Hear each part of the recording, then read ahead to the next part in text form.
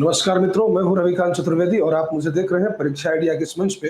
कल हमारी बात हो रही थी संगम काल की। संगम काल में हम लोगों ने तमिलकम प्रदेश के कुछ राज्यों को देखा था, जिसमें मैंने बात किया था चोल, चेर और पांड्य।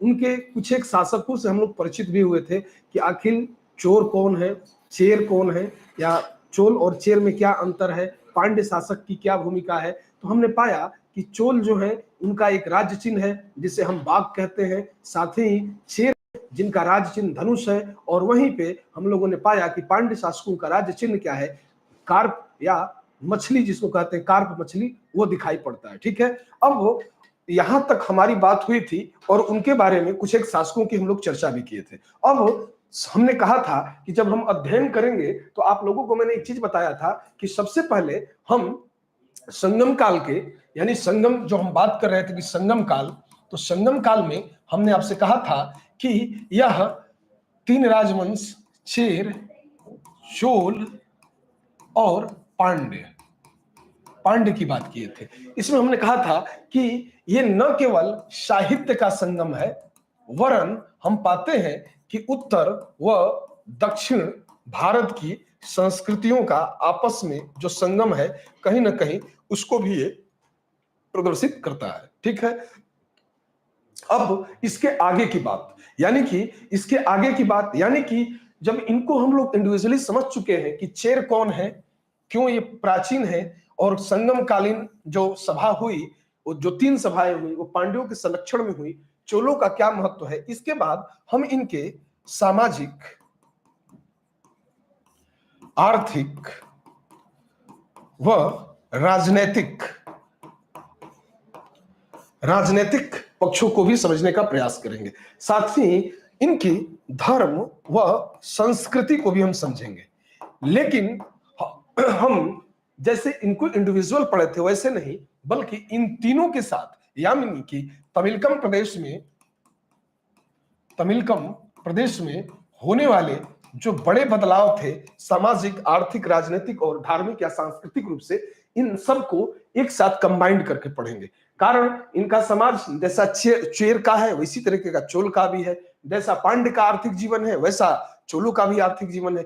कुछ एक बिंदु बदलेंगे, जैसे आर्थिक पहलू देख रहे हैं तो हो सकता है कि वो कुछ और उपजा रहे हैं, चोल कुछ और उपजा रहे हैं, चेर कुछ और उपजा रहे हैं, पांड्य कुछ और उपजा रहे हैं। पांड्यों का बंदरगाह हो सकता है कुछ और है, चोलों का कुछ और है, चेरों का कुछ और है। इस संदर्भ में हम विशेष नोट पॉइंट देते हुए चलेंगे। फिर भी जब हम लोगों ने शासकों का परिचय किया था तो हमने कुछ उनके प्रमुख पहलुओं को पहले ही आपके सम्मुख उद्धृत कर दिया था या रख दिया था, लेकिन इनको इंडिविजुअल करके पढ़ा गया। लेकिन यहाँ पे इनको अलग अलग एक एक राजवंश के साथ पढ़ना सामीचीन प्रतीत नहीं होता है, यानी कि इनकी व्यवस्था जो है, जो तमिल समाज है, लगभग एक जैसा है और उनकी सामाजिक, आर्थिक या राजनीतिक स्थिति भी लगभग एक जैसी है। और हमें पढ़ना क्या है, तो अगर हमें ऑप्शनल पेपर होता तो एक बार सोचते कि नहीं इंडिविजुअल पढ़ लेते हैं, लेकिन हमें जीएस पढ़ना है और उसमें जहां भी बदलाव के थोड़े बहुत बिंदु होंगे मैं आपको आपके सम्मुख उसके रखता चलूंगा और उसे प्रदर्शित करता चलूंगा। ठीक है, तो अब आते हैं अपने पीपीटी पे, देखते हैं सबसे पहले इनके राजनीतिक जीवन के बारे में क्या दिया गया है हमारे पीपीटी में, या संगम कालीन जो राजनीतिक जीवन था तमिलकम प्रदेश का वो किस तरीके का था। देखते हैं।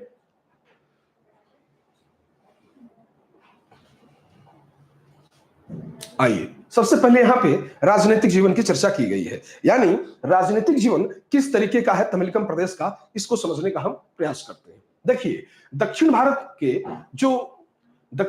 के चेर, चोल और पांड्य राज्यों के संदर्भ में एक रोचक तथ्य यह है कि ये जो राज्य है ये कुल राज्य या कुल संघ प्रतीत होता है, और कुल संघ जैसा सिद्धांत सबसे पहले हम पाते हैं अर्थशास्त्र में दिया गया है आचार्य चाणक्य के द्वारा। तो देखते हैं कि इस प्रकार का जो सिद्धांत था उत्तरी भारत के उद्भव में दिखाई पड़ता है, जिन्हें कौटिल्य ने कुल संघ प्रदेश कहा था, यानी कुल संघ प्रदेश की जो पहली संकल्पना है। और आप पीछे के क्लास में जाएंगे तो वहां पे, यहां समय न गवाते हुए, आप जब मौर्यों की बात हमने जहां की है वहां पे कुल संघ जहां बताया गया है वहां से आप इसे निकाल सकते हैं, देख सकते हैं कि कुल संघ किसे कहा जाता है। ठीक, अब आगे बढ़ते हैं तो देखते हैं कि संगमकालीन प्रशासन राजतंत्रात्मक व वंशानुगत था। राजतंत्रात्मक मैंने पहले ही कहा था कि राजा के अंदर, मतलब एक व्यक्ति में राजनीतिक यानी कि राजनीतिक रूप से विधायी, कार्यपालिका और न्यायपालिका तीनों ही शक्तियां एक व्यक्ति में विराजमान होती हैं, यानी कि राजा में स्थित होती हैं। साथ ही राजा का पुत्र ही पुनः राजा होगा या उसका उत्तराधिकारी ही राजा होगा। ये क्या है? ये वंशानुगत प्रवृत्ति को ही प्रदर्शित करता है, जैसा कि उत्तर में हम लोगों ने पढ़ा था। फिर समस्त अधिकार किसमें निहित है? तो राजा में निहित है, और वह प्रजा को संतान के रूप में मानता है।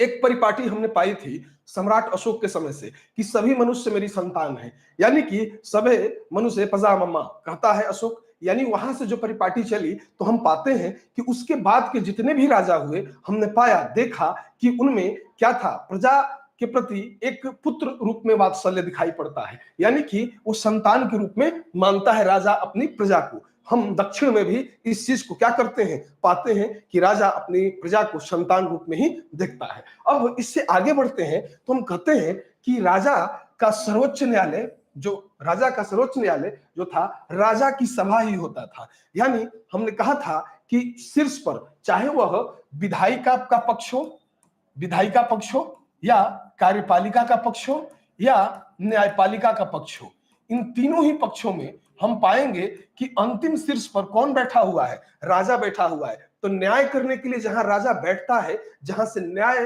प्रसारित करता है, उसे राजा की सभा कहते हैं, और तमिल भाषा में उसे ही मनरम कहकर संबोधित किया गया है। यानी राजा की सभा मनरम, जहां पे बैठकर क्या करता है? न्यायिक कार्यों को संचालित करता है। क्लियर? फिर जो राजा का जन्म दिवस होता है, हमने उत्तर में ऐसी परिपाटी को नहीं पाया कि राजा का जन्म दिवस बहुत भव्य तरीके से मनाया जाता हो। नहीं, बिल्कुल नहीं, वहां उसका अभाव है। यहां पे हम पाते हैं एक नई चलन या नई परिपाटी को, यानी कि राजा का जन्म दिवस मनाया जाता था। और प्रति वर्ष, क्योंकि हर एक व्यक्ति का जन्म दिवस वर्ष में एक बार आता है, कुछ एक एक्सेप्शन को छोड़ दिया जाए, जैसे किसी का जन्म 29 फरवरी को हुआ हो तो वो कहते हैं कि 3 साल में एक बार आएगा, वो एक अलग बात है। लेकिन यहां सामान्य रूप से जिसका जन्म होता है, यानी कि हम पाते हैं कि जनवरी, फरवरी, मार्च, अप्रैल, मई, जून, जो भी माह हो, उसमें एक सामान्य जो माह होता है, उसमें हम पाते हैं कि एक बार तो पक्का जन्मदिन किसी न किसी का आ ही जाता है। तो हम देखते हैं कि राजा का जन्मदिन प्रत्येक वर्ष मनता है, और उसे पेरुनल कहकर संबोधित किया गया। क्या कहा गया? पेरुनल। यानी कि राजा के जन्म दिवस को जो प्रतिवर्ष मनाया जाता था, उसे ही पेरुनल कहकर संबोधित किया गया है। फिर इसके आगे बढ़ते हैं तो हम यहाँ पे आपको दिखाया गया संगमकालीन कुछ प्रमुख नगर हैं। ठीक, अब संगमकालीन प्रमुख नगर हैं, ये पूछे गए हैं बार बार परीक्षा में, आते भी हैं, तो देख लेते हैं कि संगमकालीन प्रमुख नगर कौन कौन से हैं और उन नगरों की क्या विशेषता है, क्यों वो फेमस थे। ठीक है, जरा इसको समझने का हम प्रयास करते हैं। तो देखिए, पहला नाम है पुहार। लगभग जितने भी संगमकालीन नगर हैं, ये कैसे नगर हैं? तो हम पाएंगे कि जितने भी नगर हैं, ये लगभग बंदरगाह है। यानी पुहार एक प्रसिद्ध बंदरगाह है, समुद्र तटीय क्या है? ये समुद्र तटीय राजधानी रही किसकी? तो चोलों की। यानी चोलों की राजधानी भी थी पुहार, और समुद्र तटीय बंदरगाह के रूप में भी कार्य कर रहा था। अब दूसरा उरेऊर तो कहते हैं कि चोलों की ये द्वीपीय राजधानी थी। ठीक है, यहां गड़बड़ दिया गया है, इसको मत ध्यान रखिएगा। राजधानी, ठीक है, द्वीपीय राजधानी और सूती कपड़ों का बहुत बड़ा केंद्र। उरेऊर क्या सूती कपड़ों का केंद्र भी है और चोलों की द्वीपीय राजधानी भी है। फिर कहते हैं कोरकाई पांड्यों की तटीय राजधानी। किसकी? पांड्य शासकों की तटीय राजधानी जो थी, कोरकाई थी। चूंकि जब हम साउथ का इतिहास पढ़ते हैं, दक्षिण भारत का, तो हमने पाया कि ये राज्य इन्हीं क्षेत्रों में व्याप्त है, और हम पाते हैं कि दोनों ही तरफ, चाहे ईस्ट में जाएं या वेस्ट में जाएं, दोनों तरफ कोस्टल एरिया है। कोस्टल मत एरिया मतलब हम पाएंगे कि समुद्र तटीय इलाका है। ठीक है, और समुद्र तटीय इलाकों के आसपास क्या होता है? तटवर्ती इलाकों में बंदरगाह पाए जाते हैं। इसीलिए हम संगमकालीन जब राजनीतिक व्यवस्था को पढ़ते हैं या अर्थव्यवस्था को पढ़ते हैं, तो हम तट को इग्नोर नहीं कर सकते, बंदरगाह को उनसे अलग नहीं कर सकते, क्योंकि बंदरगाह इनके आम सामाजिक राजनीतिक जीवन को या आर्थिक जीवन को प्रभावित करते हुए दिखाई देते हैं। अब आगे बढ़ते हैं तो देखते हैं मदुरै ये पांड्यों की राजधानी है, मदुरै। फिर वांजी या उरेऊर, ये चेरू की राजधानी थी, वांजी या उरेऊर। ठीक है, फिर एक नाम आता है कांची का। कांची पल्लवों की राजधानी, वहीं मुसरी या मुजरिस चेर बंदरगाह के रूप में फेमस। यानी इन्हें एज इट इज आप अपने दिमाग में भर लें, इसे सोचने की, इसमें समझने की कोई आवश्यकता नहीं है। पूछा भी जाएगा तो सीधा पूछा जाएगा कि मुसरी या मुजरिस किसका बंदरगाह है, तो बोलना है कि चेरों का बंदरगाह। ऑप्शन में दिया होगा कि चेरों का बंदरगाह, या पल्लवों का बंदरगाह, पांड्यों का बंदरगाह, या अन्य शासक या चोल का बंदरगाह। ये 4 ऑप्शन देकर आपको भ्रमित किया जा सकता है। तो आपको कंफर्म करना होगा कि भाई है मुजरिस तो किसका बंदरगाह, तो चेरों का बंदरगाह। उसी तरह कोरकई या मदुरै या वांजी या उरेउर के बारे में आपसे पूछा जा सकता है। इसके सामान्य चीजों को आप एज इट इज ऑब्जर्व करें, इसमें समझने वाली कुछ भी चीज नहीं है। ठीक है, आगे बढ़ते हैं और देखते हैं अन्य चीजें क्या है। जैसे यहां पर बताया गया है आपको कि प्रशासनिक सुविधा के लिए संपूर्ण चोल राज्य जो था वो विभिन्न इकाइयों में विभाजित था।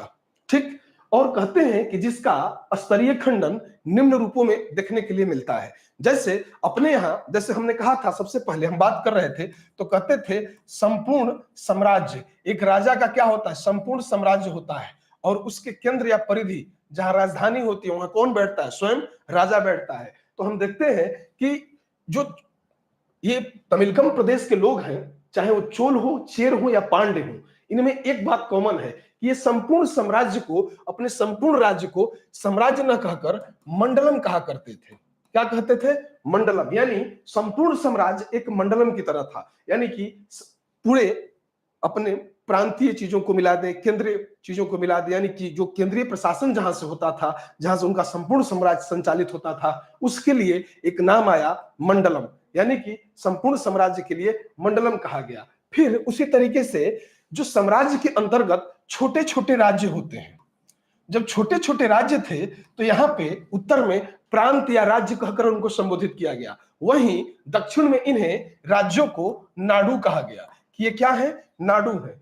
फिर हम देखते हैं कि साम्राज्य की प्रवृत्ति में हम पाएंगे कि कुछ नगर बड़े हैं, कुछ नगर छोटे हैं, और कुछ पुराने गांव भी हैं, कुछ छोटे गांव भी हैं। तो हम देखते हैं कि जो नगर हैं या बड़े नगर जो साम्राज्य में स्थित थे, तो बड़े नगरों को इन्होंने उर या पेरूर कहकर संबोधित किया। वहीं एक नाम आता है सेरेयूर। सेरेयूर मतलब छोटा गांव जो होता था उसको क्या कहते थे, ये कहते थे कि जो छोटा गांव है वो सिरेयूर है, और सबसे पुराना गांव जो होता था उनको मुडूर कहकर संबोधित करते थे। यानी कि संपूर्ण साम्राज्य प्रांतों में बटा, प्रांतों के अलावा नगर हैं, नगर जो हैं वो 2 रूपों में है, या उर या पेरूर कहा गया।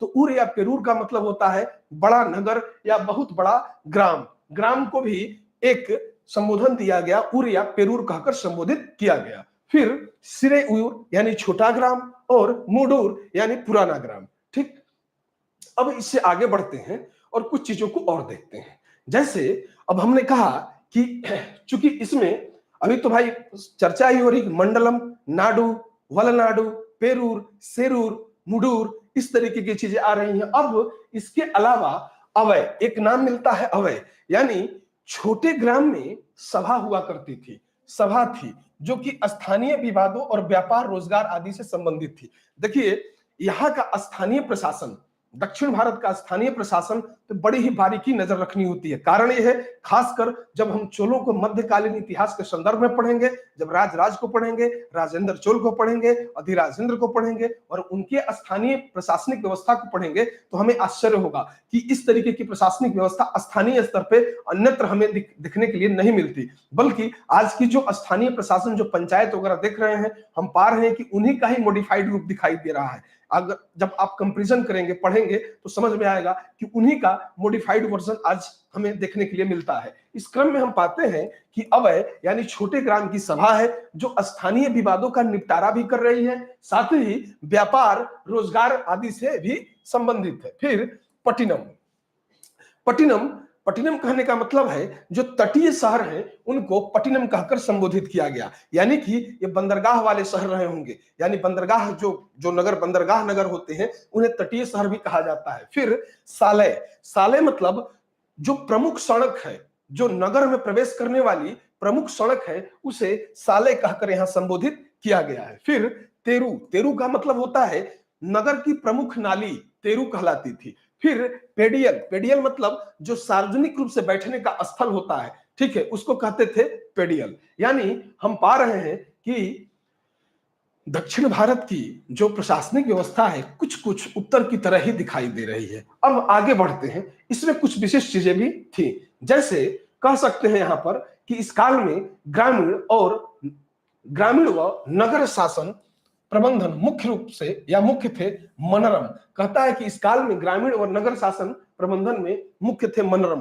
कहने का मतलब है कि मनरम वह है जो इस काल में ग्रामीण और नगर शासन प्रबंधन के लिए प्रमुख रूप से उत्तरदायी था। ठीक, फिर एक है पोडियल। पोडियल मतलब सार्वजनिक स्थल, अभी बात किया। पोडियल मतलब सार्वजनिक स्थल जो सबके लिए है, एलाउ जहां सबके लिए होता है। ग्राम सभा की सबसे छोटी इकाई थी पेडियल, यानी कि पेडियल वह इकाई है जो ग्राम सभा की सबसे छोटी इकाई है, यानी यहां न्याय वगैरह का भी कार्य होता था। फिर हम देखते हैं कि राजस्व के स्रोत के रूप में राज्य का जो अस्तित्व था वो खेती से लिए गए कर पे आधारित था, यानी कि इसका खेती पर आधारित राजस्व का मूल स्रोत था। और यहां भी राजस्व आम लोगों से 1/6 ही लिया जाता था। ठीक, कितना? 1/6, यानी भूमि कर राजस्व का प्रमुख साधन था और राजस्व की दर जो थी वो क्या थी? 1/6 थी।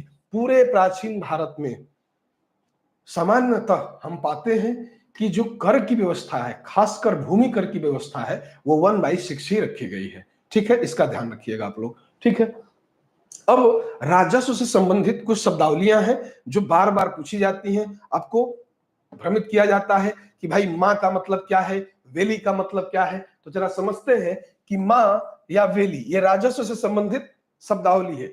भूमि की ये दो प्रसिद्ध माप की दर है, माँ और वेली। उसी तरीके से करे यानी कि भूमि कर को तमिल लोग करे कहकर संबोधित करते थे। चुंगी या सीमा शुल्क को इन लोगों ने उल्गू या संगम कहकर संबोधित किया है। उसी तरीके से राजा को अदा किया जाने वाला जो कर है उसके लिए इन्होंने कड़मे या पाडू शब्द बोला है, कड़मे या पाडू। उसी तरीके से अतिरिक्त कर जो होता था या जबरी वसूल किया जाने वाला जो कर था उसे कहते हैं ईखै। क्या? ईखै, जो अतिरिक्त कर था या जबरदस्ती वसूल किया जाता था, जो सामान्य चलन में नहीं था, अचानक लगाकर वसूल करना, यानी कि यह अतिरिक्त कर था जो जबरन वसूल किया जाता था संगम काल में यदे कदे, उसे ही ईखै कहकर संबोधित किया गया है। ठीक, अब आगे बढ़ते हैं, देखते हैं कि संगम कालीन समाज में अन्य चीजें क्या दिखाई दे रही हैं। फिर कहते हैं यहां पर कि एक टर्म आता है मरियमवारी। क्या आता है? मरियमवारी। कहते हैं कर अदा करने वाले क्षेत्र की एक प्रसिद्ध इकाई मरियमवारी थी, जिसका अर्थ है कर। जिसका अर्थ क्या है? कर। यह भूमि का उस इकाई से कर वसूलने वाला प्रभारी या वारियार कहलाता था। क्या था? वारियार कहलाता था। ठीक है, अब इससे आगे बढ़ते हैं तो हमें एक अन्य चीज मिलता है, तमिलगम। या तमिलगम का पश्चिम में रोम और मिस्र अर्थात यवन और पूरब में बर्मा यानी म्यांमार, फिर कडारम यानी मलाया, जावा यानी कि यह भूमि आदि से अत्यधिक व्यापार होता था। देखिए, तमिलगम कहने का मतलब क्या है? चोल, चेर, पांड्य। चोल, चेर, ये पांड्य, ये जो तीनों राज्य थे इनको सम्मिलित रूप से तमिलगम या तमिलगम कहकर संबोधित किया गया है। कह रहा है कि इस प्रदेश का जो संबंध था, वैदेशिक संबंध, जो व्यापारिक संबंध था, वो रोम से भी था और मिस्र से भी था। ठीक, फिर कहते हैं कि ये बात यही नहीं रुकी, ये तो सिर्फ पश्चिम की बात है। अगर हम पूरब की तरफ जाएं तो हम पाएंगे कि इनका संबंध बर्मा यानी म्यांमार से है, कडारम यानी मलाया से है और साथ ही जावा भूमि से भी है। यानी पूरब और पश्चिम दोनों ही क्षेत्रों में हम पाते हैं कि तमिलगम प्रदेश का व्यापार उन्नत अवस्था में था, यानी आयात निर्यात दोनों जगहों से पूरब के देशों के साथ भी होता था और पश्चिम के देशों के साथ भी होता था। कहते हैं कि राजा की शक्ति पर 5 परिषद होती थी जो यदे कदे नियंत्रण लगाने का कार्य करती थी। ठीक है, इस 5 परिषद में कौन से लोग हैं? तो यही मिलेगा आपको अमैयाचार, सेनापतियार और रार, यानी कि वो 5 लोगों की सभा है जिसे पंच महासभा कहकर संबोधित किया गया है, जो कि राजा की शक्ति पर यह क्या करते थे? नियंत्रण लगाने का कार्य करते थे। अब इनमें 5 लोगों में शामिल कौन कौन है तो जरा देख लेते हैं।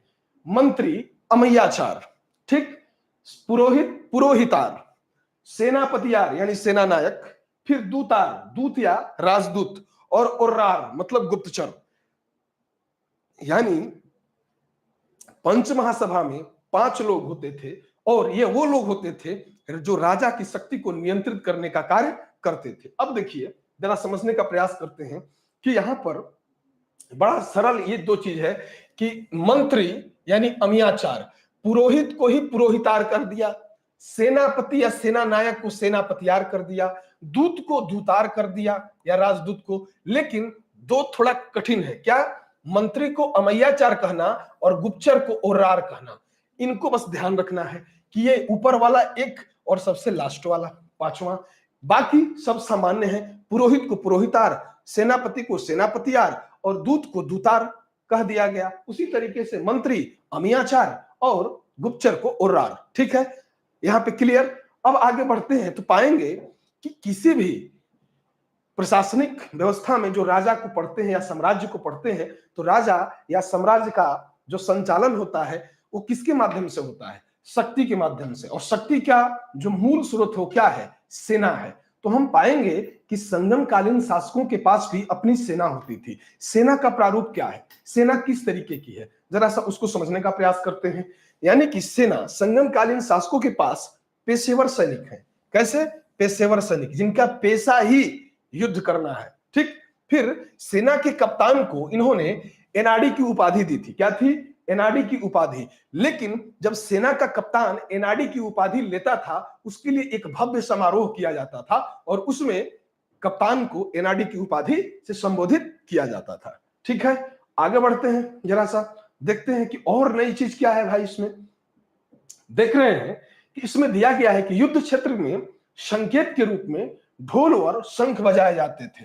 हम लोगों ने बहुत महाभारत देखा है, रामायण देखा है। हम लोग पाते हैं कि दोनों तरफ से जब सेनाएं आती हैं आमने सामने, खासकर महाभारत के युद्ध में, तो आप देखते हैं कि भगवान कृष्ण के द्वारा शंखनाद किया जाता है, यानी शंख बजाया जाता है कि अब सभी लोग तैयार हो जाइए, अब युद्ध आरंभ हो रहा है। उसी तरीके से हम देख रहे हैं कि यहां भी, इस क्षेत्र में भी ढोल और शंख का उपयोग होता था।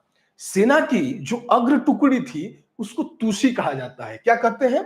तूसी। और जो पिछली टुकड़ी थी उसे कुले कहा जाता था। सेना की अग्र टुकड़ी यानी तूसी क्या करती थी? लड़ने का काम करती थी। जबकि जो उसकी पिछली टुकड़ी है जिसे कुले कहा गया है, ये क्या करती थी? इसकी सहायता। सहायता किस रूप में? युद्ध करते समय रसद के रूप में, हथियार पहुंचाने के रूप में, तमाम कार्य। यानी अग्र टुकड़ी लड़ेगी और पिछली टुकड़ी अग्र टुकड़ी की सहायता करेगी। अब यहां पर युद्ध होता है तो कई लोग मरते भी हैं, कई लोग आते भी हैं, कुछ लोग विजेता बन के आते हैं, कुछ लोग युद्ध में खेत हो जाते हैं या शहीद हो जाते हैं। तो यहां पाएंगे कि युद्ध में मरे सैनिकों की पाषाण मूर्तियां, यानी कि पाषाण मूर्तियां या स्मारक स्वरूप बनाई जाती थी और जिन पर उनका नाम अंकित किया जाता था और उनके द्वारा किया गया शौर्य भी अंकित किया जाता था, यानी उनकी सफलताओं को भी अंकित किया जाता था। ये पहले शासक हैं, हम पाएंगे कि संगम काल के शासक पहले शासक हैं जिन्होंने युद्ध में मरे हुए या युद्ध में शहीद हुए या खेत हुए सैनिकों के सम्मान में पाषाण मूर्तियां स्थापित करते हुए दिखाई देंगे। साथ ही न केवल पाषाण मूर्तियां स्थापित होंगी बल्कि उनके शौर्य को भी उस मूर्ति पे लिखा जाएगा कि फला व्यक्ति ने फला कार्य करते हुए शहीद हुए या खेत हुए। ठीक, आगे बढ़ते हैं। युद्ध में बंदी बनाई गई दासियां भी मिलती थी, यानी कि जो राज्य दूसरे राज्य पे आक्रमण कर रहा है तो क्या किया, वहां की जो स्त्रियां हैं उन्हें पकड़कर बंदी बना लिया गया। अब जो स्त्रियां बंदी बना ली गई उनको दास बना लिया जाता था। और वो दास से ऐसा नहीं कि कोई घृणित काम करवाना है, कहते हैं कि फिर उन दासों को पकड़ के लाया गया और उन्हें सार्वजनिक उपासना स्थलों पर, सार्वजनिक उपासना स्थल यानी कि देवालय, देवालय यानी मंदिर, ठीक है, ध्यान रखिएगा, मंदिर, इन मंदिरों में क्या किया जाता था कि जहां प्रतिदिन संध्या काल में स्नान आदि करके उनसे दीप जलवाया जाता था कि तुम भगवान के सम्मुख क्या करो, दीप जलाओ। अब देखिए ये जो प्रथा है कि युद्ध बंदी में पकड़े गई स्त्रियां दास बनाई गई और उनसे अपेक्षा की गई कि संध्या काल में दिवाले में स्नान आदि करके वो दीप प्रज्वलित करेंगे, यहां नहीं दिया गया है। पर एक चीज ध्यान रखिएगा कि यहीं से देवदासी प्रथा, देवदासी प्रथा, ये देवदासी प्रथा का आरंभ यहीं से होगा। बाद में यह प्रथा काफी जटिल हो गई, काफी क्लिष्ट हो गई, और हम पाते हैं कि इस देवदासी प्रथा में अनेकों तरीके की कुरीतियां फिर देखने के लिए मिलता है। बाद में मंदिर के कर्मचारियों के द्वारा ही इन देवदासियों का क्या किया जाने लगा, शोषण किया जाने लगा।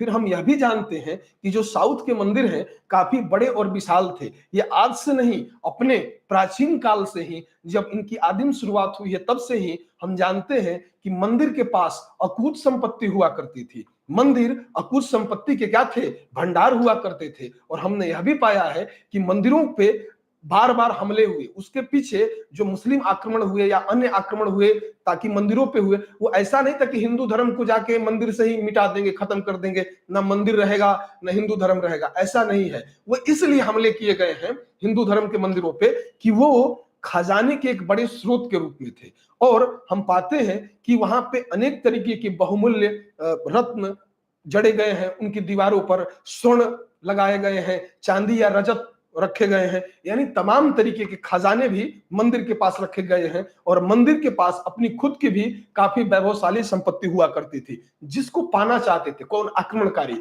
इसलिए उन्होंने बार बार मंदिरों पे अटैक किया। फिर अब देखते हैं, आगे बढ़ते हैं यहाँ पे।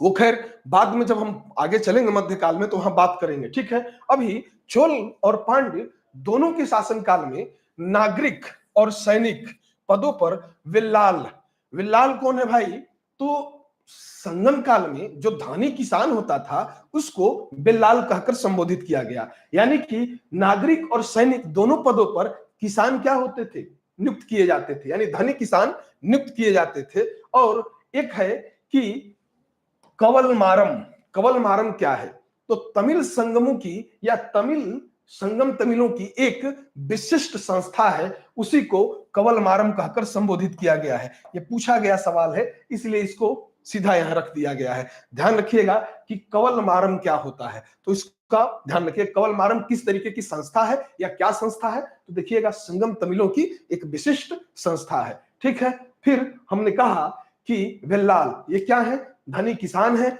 और ये धनी किसान क्या है, तो हम कहते हैं ये सैनिक और नागरिक दोनों ही पदों पे, यानी प्रशासनिक पदों पे क्या किए जाते थे, नियुक्त किए जाते थे। अब संगमकालीन समाज को देख लेते हैं कि आखिर संगमकालीन समाज है तो किस तरीके का है, समाज की प्रवृत्ति किस तरीके की दिखाई दे रही है, समाज का हिस्सा किस तरीके का है, देख लेते हैं जरा।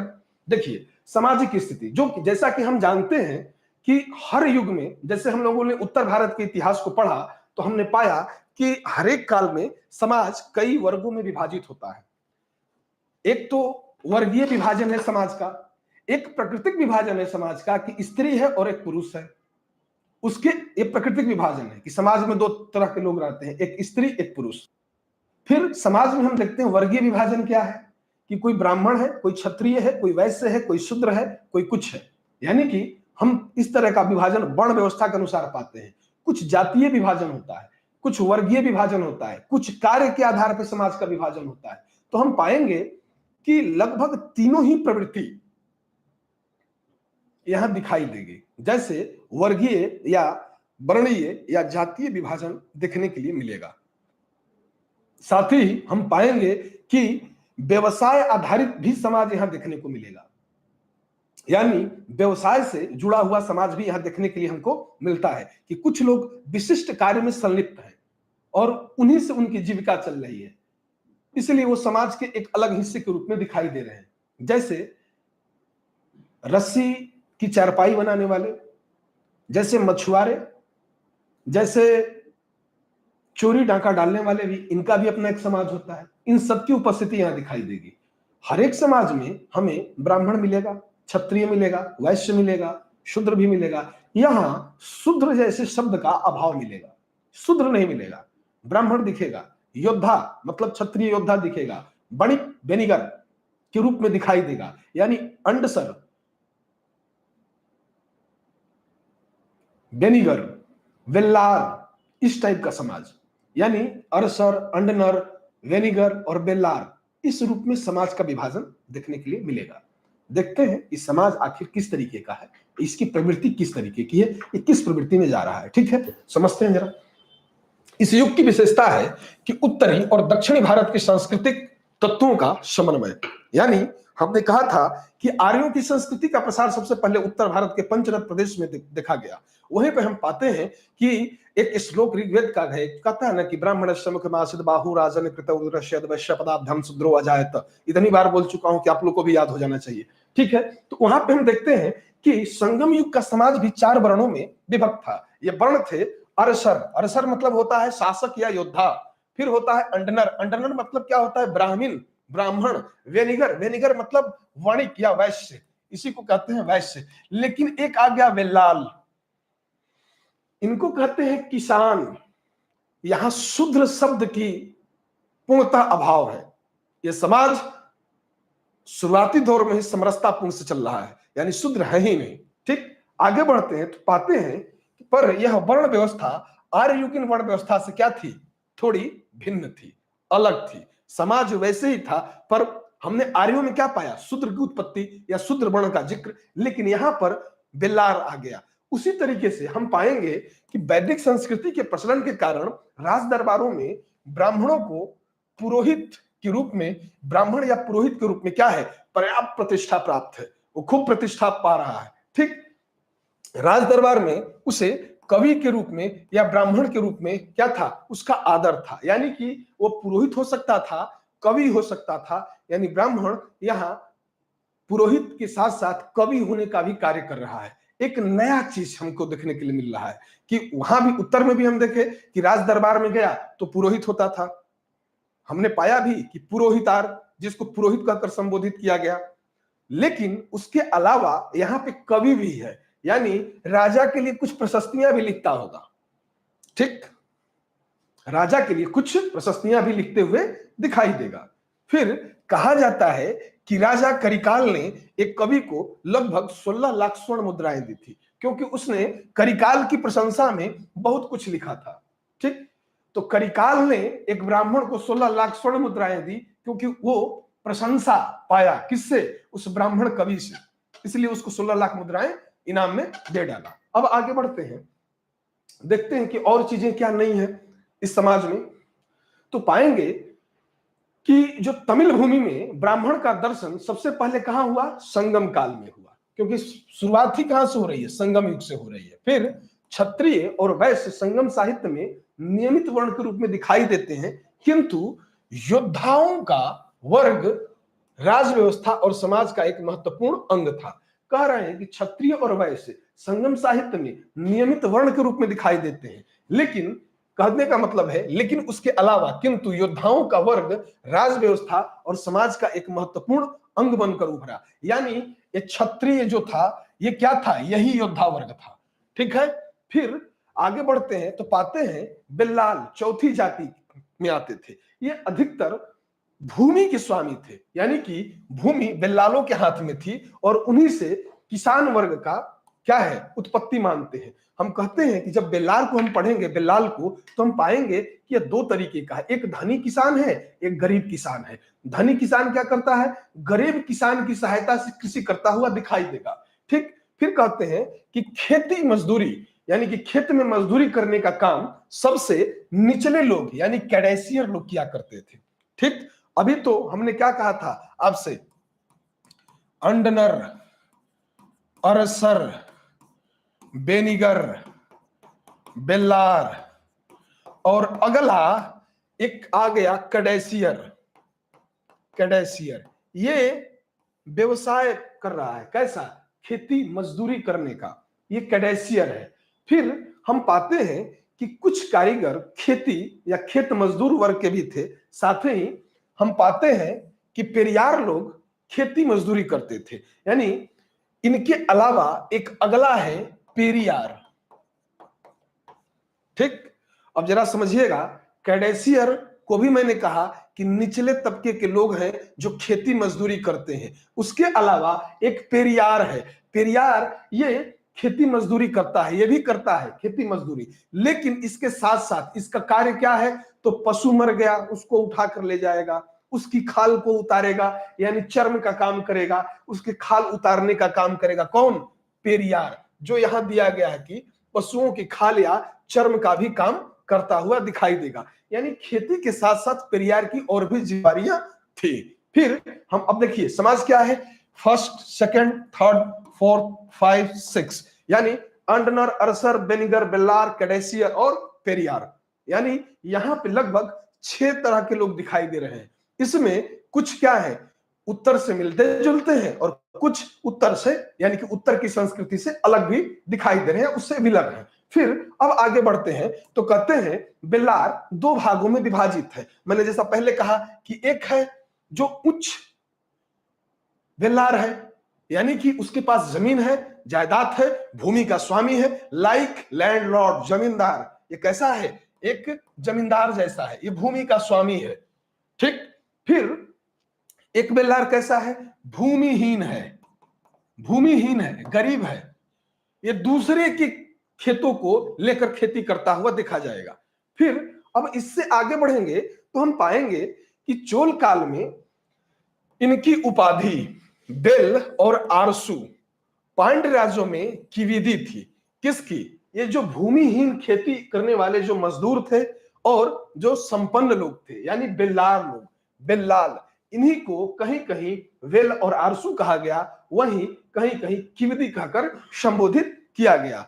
वेल्लालों को शासकों के सम्मान में राजनीतिक अधिकार प्राप्त थे, यानी कि कह सकते हैं कि बेल्लार लोग जो थे वो शासकों की तरह थे, लाइक मैंने कहा ना जमींदार राजा की तरह थे, उनको शासकों के समान ही अधिकार प्राप्त था। जैसा शासक को अधिकार प्राप्त होता है वैसा उनको भी प्राप्त था, क्योंकि धनी था, जमीन का स्वामी था और अधिकांश जमीन उसके हिस्से में थी।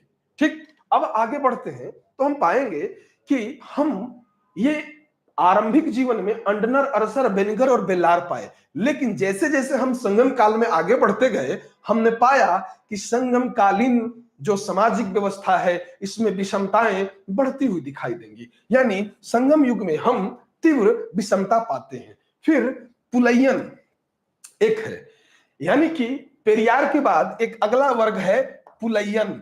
ये काम क्या करता है भाई, तो कहते हैं रस्सी बनाता है और रस्सी से चारपाई बनाता है। चारपाई गांव में आपने देखा होगा जिसे सामान्य भाषा में खाट कहते हैं या खटिया बोलते हैं, वो खटिया या खाट, ये पुलैयन लोग पहले रस्सी बनाते थे और रस्सी से फिर खाट को बनाते थे, ये वह काम करता था, यानी कि चारपाई बनाने का कार्य करता था पुलैयन लोग। ठीक। फिर कहते हैं एनियर। एनियर जैसे शिकारी, कोई शिकार करना पशु पक्षी का और पुनः उसे लाके उसके मांस को बेच देना, तो एनियर क्या करता था, एक बधिक के रूप में शिकारी की एक जाति थी, उसी को हम एनियर कहते हैं। यानी पुलैयन के बाद एक अन्य एनियर की बात कर लेते हैं। ठीक है। फिर मलवर या कलवर।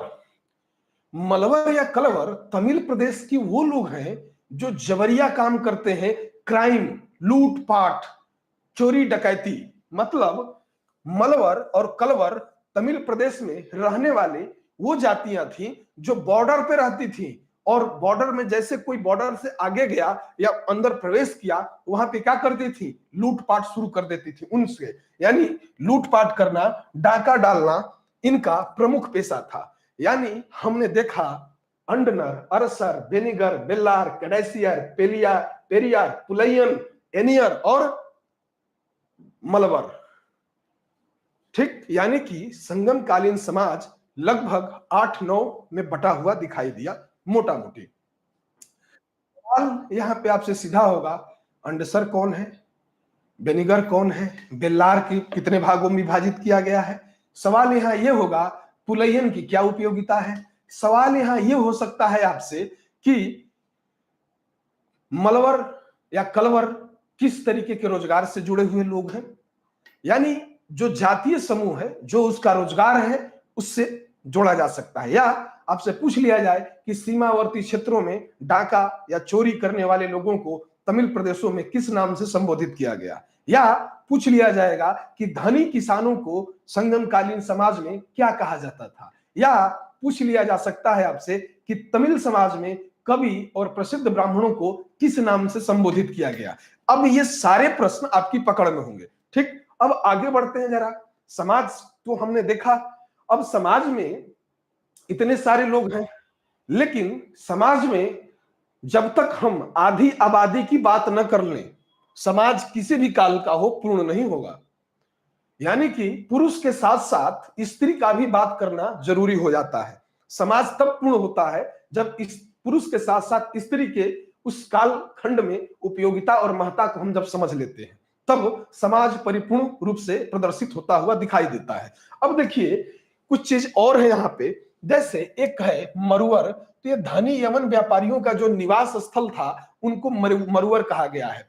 और आप जब पढ़ेंगे इसको डिटेल में तो आप पाएंगे कि दक्षिण भारत के बहुत संगमकालीन जो बंदरगाह है या जो क्षेत्र है, जो बंदरगाह है या जो क्षेत्र थे, वहां पर हमने देखा कि तमाम तरीके के यवन बस्तियां मिली हैं, रोमन बस्तियां मिली हैं।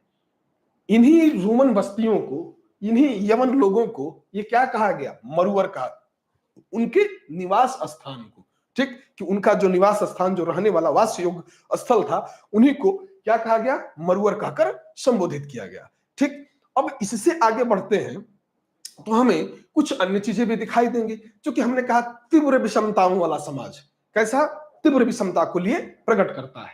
तो कहता है पांचतिड़े, पांचतिड़े ये क्या है? या पंचतिड़े, तो देखिए पंचतिड़े तमिलकम प्रदेश का एक बहुत ही प्रचलित वर्ड है। स्त्री और पुरुष के जो आपसी प्रणय निवेदन होते हैं, जिससे वर्तमान समय में हम क्या बोलते हैं? Love marriage. लव मैरिज को ही संगमकालीन समाज में पांचतिड़े या पंचतिड़े कहकर संबोधित किया गया।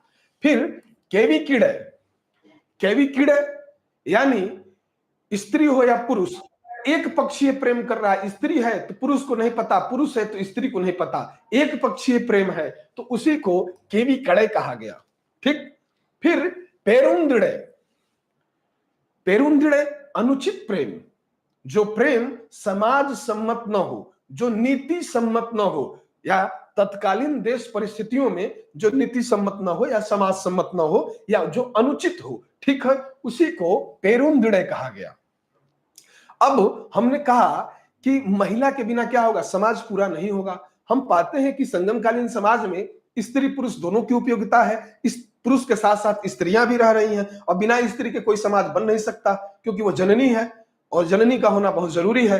तो उसी में स्त्रियों की स्थिति को हम समझते हुए हम पाए कि जो पंचतिड़य है उस समय का सबसे प्रमुख जो एक प्रणय निवेदन था, जो लव मैरिज आज जो हम करते हैं, वो उसी की एक प्रकृति है। उसी तरीके से केवी कड़े या पेरुंदिड़े की भी बात की गई। अब क्या संगमकालीन समाज में सती प्रथा थी? क्योंकि भारत में सती प्रथा लगभग हम पाते हैं कि गुप्त काल में तो एक अभिलेखीय साक्ष्य मिलेगा, कहता है कि भक्तानुरक्ता प्रियाचकांता भार्यावलंगानुगक्ताग्निराशि। ठीक, तो क्या वो सती प्रथा संगमकालीन समाज में गई थी या नहीं?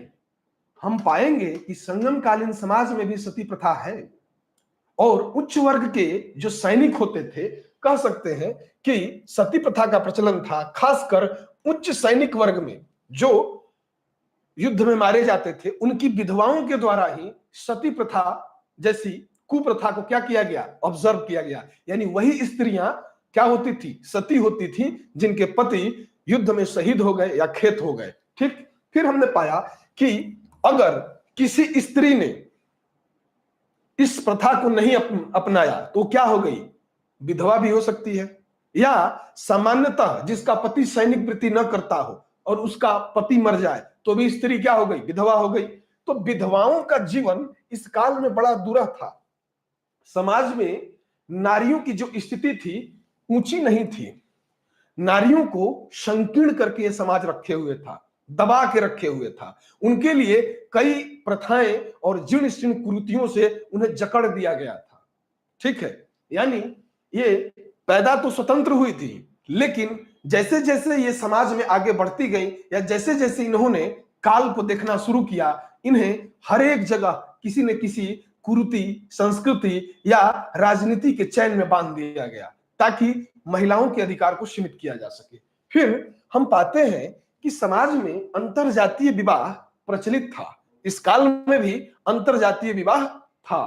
फिर दास प्रथा भी इस काल में प्रचलित थी और हमें दास बाजारों का भी क्या करते हैं, स्लेव मार्केट के अस्तित्व की जानकारी होती है संगम कालीन साहित्यों से। संगम कालीन साहित्य कहते हैं कि संगम काल या संगम भूमि या तमिलकम प्रदेश में स्लेव मार्केट होते थे या दास बाजार होते थे, दासों का क्रय विक्रय किया जाता था। फिर आमतौर पर जो विवाह की प्रकृति थी, क्योंकि हर एक काल में स्त्री पुरुष होते हैं, तो उसके लिए एक मर्यादित संस्कार है कि विवाह एक सामान्य उम्र सीमा होने पर क्या किया जाता है। आज भी आप क्या करते हैं, रोजगार पाना चाहते हैं, आप मुझे देख रहे हैं, क्यों देख रहे हैं, क्योंकि आपको रोजगार चाहिए, आपको आईएएस बनना है, आईपीएस बनना है, पीसीएस बनना है, ठीक। तो उसके बाद आपका जीवन आगे बढ़ता है, विवाह बंधन में बनते हैं। तो विवाह बंधन में बंधने के लिए एक स्त्री और एक पुरुष दोनों का होना आवश्यक है। तो हम देखते हैं कि इस काल में विवाह स्त्री पुरुष करते थे और वो दो रूपों में दिखाई देता है, यानी आमतौर पर दो प्रकार के विवाह का प्रचलन है। एक विवाह जो है वो है कलावू और दूसरा विवाह है कारपू। ये जो कलाऊ विवाह है इसमें माता पिता की जानकारी के बगैर किया जाता था, माँ बाप न जाने और लड़का लड़की मिलकर विवाह कर लिए, बोले ये विवाह की जो प्रवृत्ति है वो कलाऊ है, और माँ बाप जाने और वो दोनों जान के दूसरे सगे संबंधियों से संबंध बना के जैसे भी हो अपने पुत्र या पुत्री का विवाह संपन्न करें, उसे कहते हैं कारपू। यानी माता पिता की अनुमति से जो विवाह हुआ वो कारपू कहलाया और माता पिता के अनुमति के बिना जो विवाह हुआ वो कलाऊ कहलाया, ठीक। ये विवाह का दो रूप मिला, ठीक। यानी कि समाज में कुछ ऐसे लोग व्याप्त थे जो इस संस्कार के लिए माता पिता की अनुमति को आवश्यक नहीं समझ रहे थे, ठीक। ये भी एक मैसेज है, इस बात को हम लोग समझ सकते हैं या इस बात से हम डिनाई नहीं कर सकते हैं। आगे बढ़ते हैं, क्या है, फिर कहते हैं दरबार में गायकों के साथ नर्तकियां नाचती थी। हर एक राज दरबार में गायकों के साथ नर्तकियों को नाचते हुए देखा गया है। फिर पाते हैं जिन्हें पारण या वेडिलियर कहा जाता था, यानी कि जो नर्तकियां नाचती थी उनके लिए तमिल जो संगम साहित्य है पारण या वेडिलियर जैसे शब्दों का प्रयोग करता है कि ये पारण है या वेडिलियर है। फिर कहता है पेरियाल, पलाईयाल या सनगोटिट पाल जैसे विभिन्न प्रकार के वाद्य यंत्र भी हैं जो बजाए जाते थे। भाई बिना वाद्य यंत्र को कोई बिना बजाए कोई नाच पाएगा? नहीं नाचेगा। तो वाद्य यंत्रों का होना आवश्यक होता है नृत्य और संगीत के लिए, गाने के लिए भी और नाचने के लिए भी। तो हम पाते हैं कि पेरियाल या पलाईयाल या सनगोटिट पाल के रूप में वाद्य यंत्रों की उपस्थिति दिखाई पड़ती है। अब इस युग में जो ब्राह्मण है वो मांस भी खाता है, ताड़ी भी पीता है, और समाज उसको बुरा नहीं मानता है।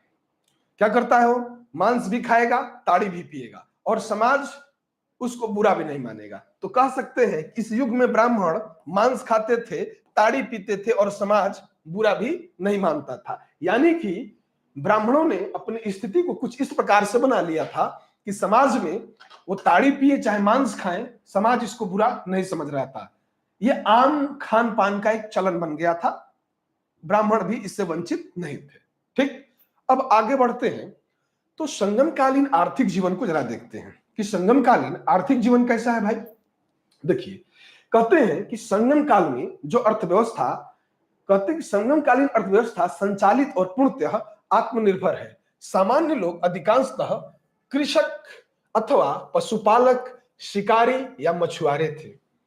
अभी कुछ देर पहले हम लोगों ने शिकारी और मछुआरों की बात की थी और हमने कहा भी था कुछ व्यवसाय आधारित जातियां हैं।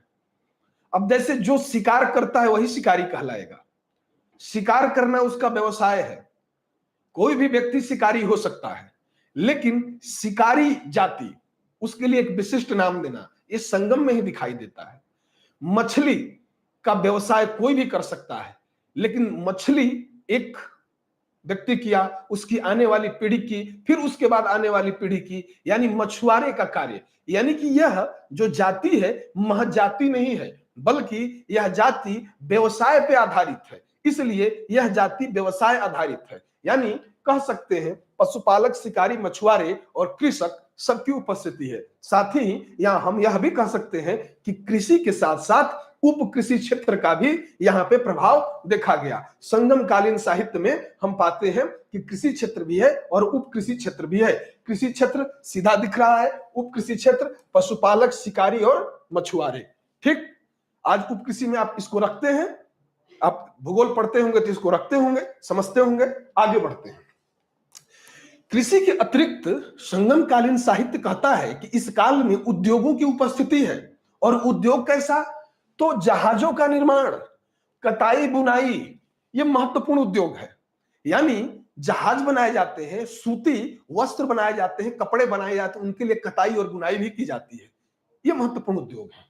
फिर अधिकांश जो व्यापार है वो कैसे है? तो वस्तु विनिमय प्रकृति के द्वारा है। यानी मेरे पास जो ज्यादा है वो यानी सरप्लस, अधिशेष जो है वो मैं देकर दूसरे के पास जो सरप्लस होगा वो मैं ले लूंगा। यानी वस्तु विनिमय प्रणाली के द्वारा होता था। अधिकांशतः विनिमय के लिए अनाज का प्रयोग हुआ है। ठीक, और यह सर्वाधिक मान्य है और स्वीकृत भी है हर एक जगह, क्योंकि पेट सबके पास है, भूख सबको लगती है और अनाज इसकी जरूरत को पूरा कर सकता है। ध्यान रखिएगा, कभी भी कहीं भी पूछा जाए कि अधिकांश जगहों पर विनिमय के साधन के रूप में अनाज का इस्तेमाल क्यों किया गया, उसका सबसे बड़ा कारण है कि वस्तु विनिमय कौन करता है? मनुष्य के द्वारा होता है, पशु के द्वारा तो होता नहीं है, और पशु भी उसी पे आश्रित है। तो हर एक मनुष्य की जरूरत है भोजन, यानी अनाज वह साधन है जो हर एक व्यक्ति की जरूरत को पूरा कर सकता है। इसीलिए अनाज को क्या किया गया? वस्तु विनिमय साधन का एक प्रमुख मान लिया गया, या उसको एक प्रमुख साधन के रूप में इस्तेमाल किया गया। ठीक, अब आगे बढ़ते हैं तो कहते हैं बाजार।